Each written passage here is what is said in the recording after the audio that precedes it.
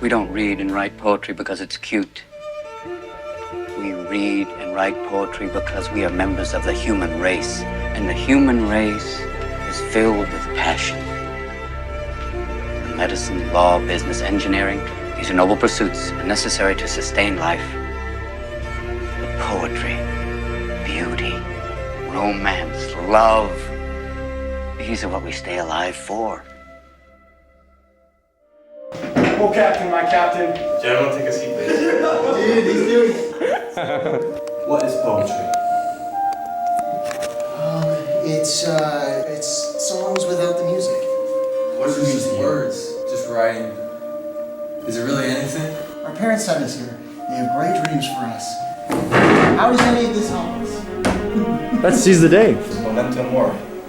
Because I don't know what that means. Anyone? Who can tell me? Memento mori. Memento is You are going to die one day. Correct.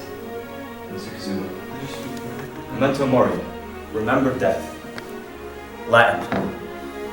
And it's not for us to fear death, but to live more meaningful in the now while we can. What blossoms today withers tomorrow. We're all food for worms, lads. Gather around. Gather around.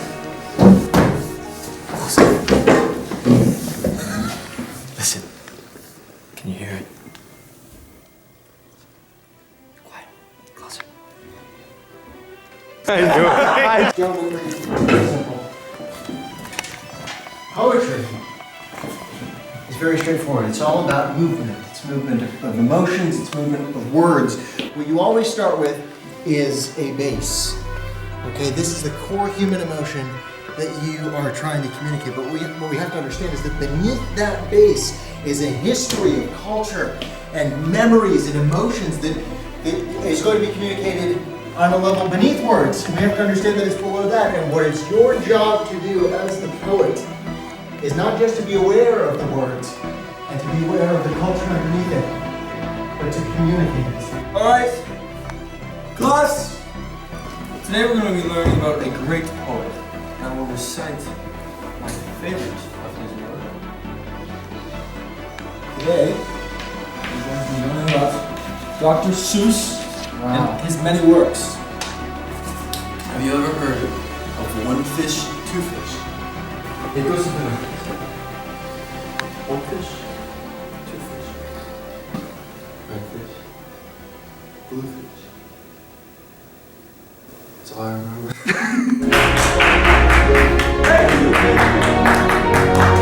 Something to think about, isn't it? Dude, we tried to give you Dead Poet Society, and this is the best we got. Excuse me, sir. Yes, Mr. Adams. What is a poem? A poem. You never defined it. Wow. Can't read cursive. Cursive. Is that the definition? Mr. Linnik, what is a poem? This life is poetry itself. I think poetry is the way you look at your life. Anything could be poetry. Why? No, I was an orphan. I got cigarettes put out here as I was a kid and a motherfucker stabbed. Just abandoned his child. This is dark academia brain rot, bro. He laughed. I didn't laugh. What was he looking at? What is he doing? 8 nights. One Diem. I can. This is the worst script. It's time for us to go. I'll be honest, we still don't know what poetry is. We have very little confidence on that front. But we continue out into a journey. Oh, just kill the lights. Will the real Batman please stand up? Okay, let's go. People will die. That light was actually on me. My father was a drummer man of my word, and one night, someone skipped down this hallway right now. I feel alive. Take me out tonight. Where there's music and there's people and the young and the alive. Oh, look at that. Driving in your car.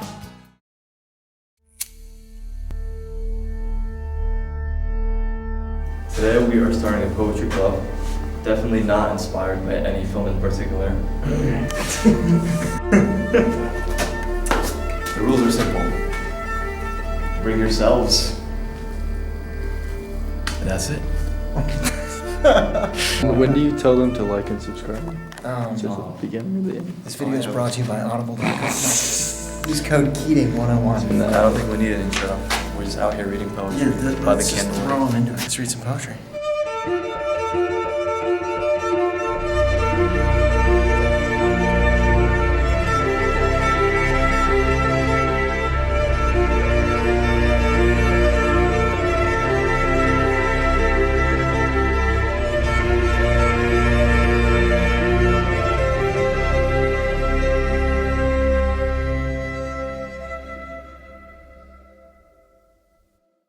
Who would want to go first? Why are you looking at me? Because you're sitting in the dark corner. You're like just shadowy. Warm us up. Take this one.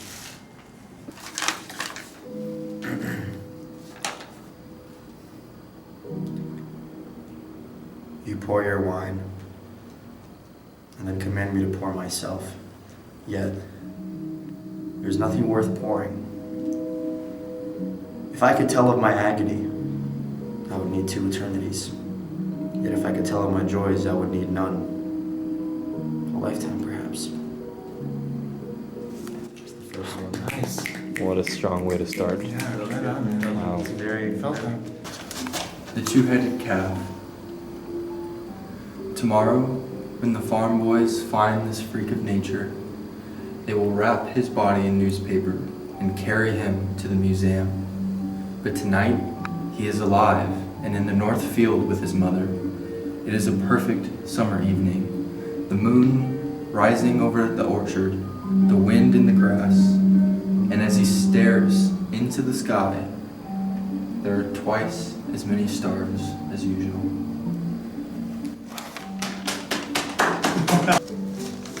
Like the moon, you visit me at night. But I must look up to see you, faint and distant. Sometimes I wonder if there's anything more to you than just a reflection. This is fun. Go, gentlemen, every man unto his charge. Let not our babbling dreams affright our souls. Conscience is but a word that cowards use, devised at first to keep the strong in awe. Our strong arms be our conscience, swords our law. March on bravely.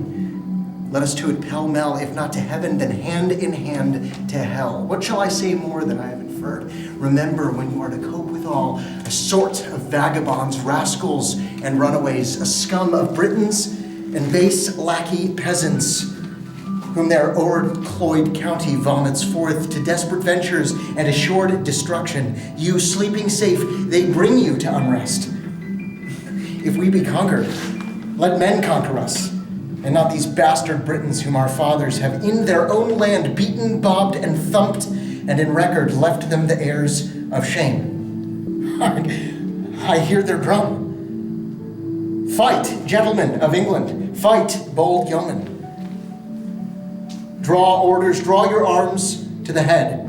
Spur your proud horses hard, and ride in blood, amaze the welkin with your broken staves.